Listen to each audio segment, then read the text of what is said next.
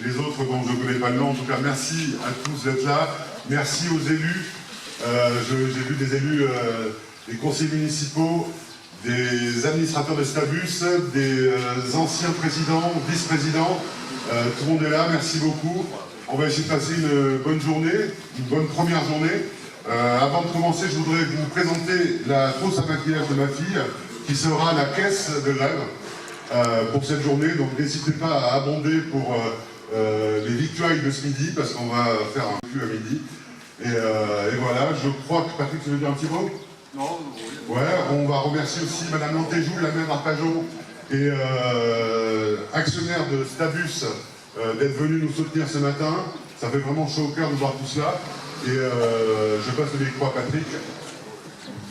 Oui, mais bon, merci à tous d'être là. Et donc à midi, comme disait Antoine, il va y avoir un super barbecue, donc tout le monde est invité. Et aussi bien la Fédé que... Après, donc vous savez pourquoi on est là. Donc on va pas faire un discours là-dessus. Par contre, je vais passer le micro à Jean-Pierre. Tu veux dire un mot, Jean-Pierre? Expliquez-nous, monsieur, pourquoi vous êtes là. Alors on est là, donc, par rapport, parce qu'on veut nous enlever nos acquis. Donc ça fait plus de... Il y a des choses, ça fait 4 ans, ça fait 4 ans qu'on y travaille dessus. Parce que c'est pareil, on a une Stabus qui n'est pas en très très bonnes conditions à l'heure actuelle. Et le souci qu'on a, c'est que là, on veut nous enlever une 6e semaine, une dite 6e semaine. On négocie aussi pour les NRO. Et donc, on demande aussi une audit financière pour voir un petit peu l'état de Stabus. Donc voilà les choses à l'heure actuelle. Voilà. Donc Jean-Pierre, si tu veux continuer, tu veux dire quelque chose?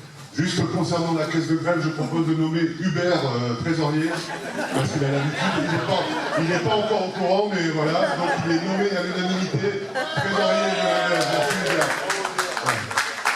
Et on passe le micro à l'ancien président de Stabus, JP Roum. Bravo. Oui, écoutez, bonjour à tous. D'abord, c'est avec beaucoup d'émotion que je viens à nouveau vous rendre visite, parce qu'on a vécu des belles années entre 2014 et 2020, où j'avais le privilège de présider cette belle société avant, parce que si j'ai bien compris, les choses se sont dégradées. D'abord vous dire aussi que nous savons, je suis avec Sébastien Prat et les communistes de service et Jean-François Barrier, vous les connaissez, vous dire que nous savons très bien que la grève, c'est pas par plaisir. Si on arrive à faire grève, c'est que la situation s'est considérablement dégradée. C'est un peu dommage d'ailleurs qu'il n'y ait pas eu de négociations qui aboutissent, mais c'est pas de votre faute, avant de faire cette grève. Et je voudrais vous souligner 2-3 choses. Premièrement, tous les réseaux de transport public en France sont déficitaires. C'est comme ça. À part peut-être une petite poignée où il y a beaucoup d'entreprises et une taxe de versement mobilité qui abondent considérablement les budgets de transport. Mais c'est déficitaire, et c'est encore plus déficitaire depuis la période Covid et le confinement, parce qu'il y a une baisse de fréquentation sur tous les réseaux de transport français, bus. Il y a des choses inexpliquées. Le train gagne en fréquentation, les bus perdent en fréquentation. Ensuite, il y a des choix politiques à faire. On parle de réchauffement climatique, on parle de report modal. Le transport en commun a tout son rôle à jouer dans ce report modal. Et le choix politique doit être de financer encore plus le transport en commun pour améliorer le service, améliorer les dessertes et améliorer le service aux usagers.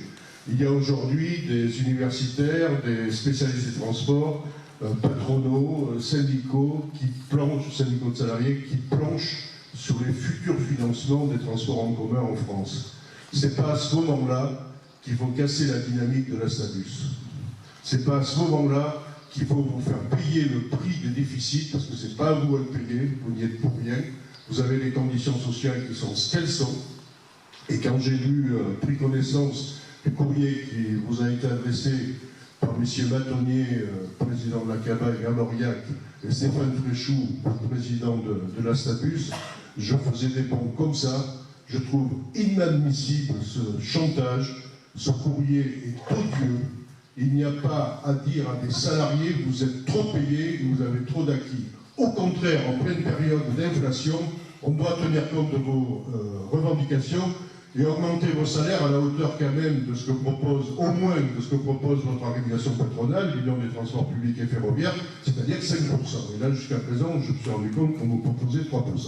Donc ça, c'est la première des choses. La deuxième des choses, oui, le budget de la CABA est en déficit. Il est en déficit, il y a une subvention du budget général qui est faite d'1,5 million d'euros pour l'équilibrer cette année. Alors ça, c'est mon camarade et ami Sébastien Prat qui m'a donné les chiffres. 1,5 million d'euros, c'est 600 000 euros de plus que ce que moi je connaissais à l'époque. Et ça vient du fait que, voilà, l'inflation, etc., etc. Ce 1,5 million d'euros, là aussi, c'est pas au salarié de SABUS de tenir. Désolé, mais il y a moyen de trouver autre chose.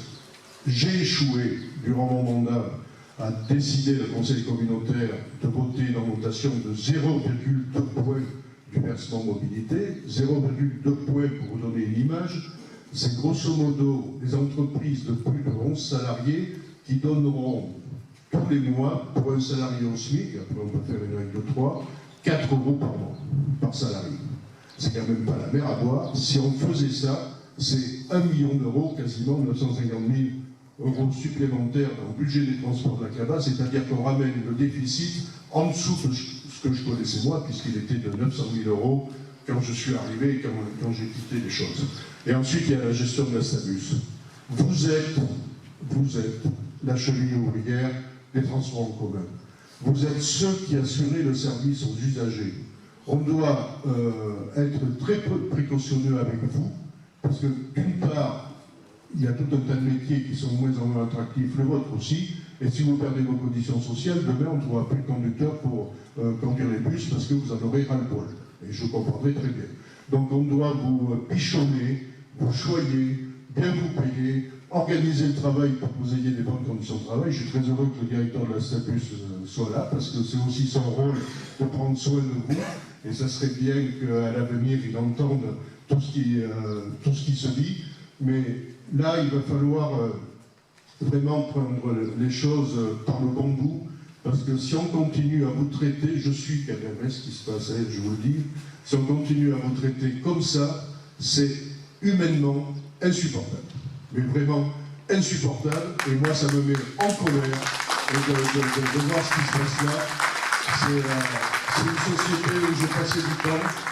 Je vous connais, tous ceux qui étaient à mon époque, je vous connais, je sais comment vous êtes, je sais comment vous travaillez, je connais votre conscience professionnelle, je l'ai répété plusieurs fois, et je trouve que gaspiller les choses de la sorte, c'est complètement indécent. Et j'adresse un message à Pierre Latonnier et à Stéphane Fréchou, arrêtez vos conneries et prenez en compte ce que disent les salariés de SABUS. Je terminerai en disant, il s'est opéré une drôle de chose, parce qu'on avait réuni une condition pour que Sébastien Prat me succède à la présidence de SABUS. Et il a été obligé de démissionner. Il a été obligé de démissionner pour la simple et bonne raison, c'est que le président de l'agglomération a préféré soutenir le directeur de la SABUS qui est là plutôt qu'un élu. Et ça, en politique, ça ne se fait pas.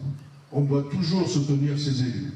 Les postes qu'ils ont, même s'il y a des difficultés, parce que la période est compliquée, et donc il est obligé de démissionner. Ce que je souhaite aujourd'hui, c'est qu'avant la fin de ce mandat, ce soit Stéphane Fréchou qui soit écarté, que Sébastien Prat redevienne président de SABUS et qu'il fasse son avis. Merci.